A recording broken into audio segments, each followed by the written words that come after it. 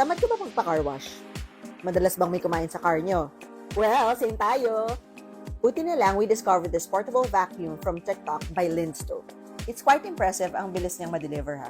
In the box, you'll find the vacuum body, brush and nozzle extension attachments, Type-C, charging cable, and the manual. Please make sure to charge 4 hours before first time itong gamitin. Maganda siyang panglinis sa mga singit-singit sa car.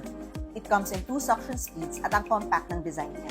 Yung attachment with brush is actually great sa mga naipon na dust sa AC vents, yung mga sulok ng mga controls. Very handy din siya kung may natapon sa sahig or may dumi, whatever is on the floor. And look, ang bilis! Nakalinis ka na! At ito na ang mga salarin na dumi. Itapon na natin. Mabilis din siyang linisin. Just pop it open and itaktak nyo lang. Don't be shy. Taktak nyo lang. Also, we noticed na maganda yung suction power niya. As well as yung battery life. Matagal talaga siyang gamitin. In fact, pati yung kotse ng kapitbahay nyo, linisin din na rin. Hindi pa rin ubos ang battery. Sobrang swak siya sa glove compartment for storage. Take advantage of the current sale and click on the yellow basket.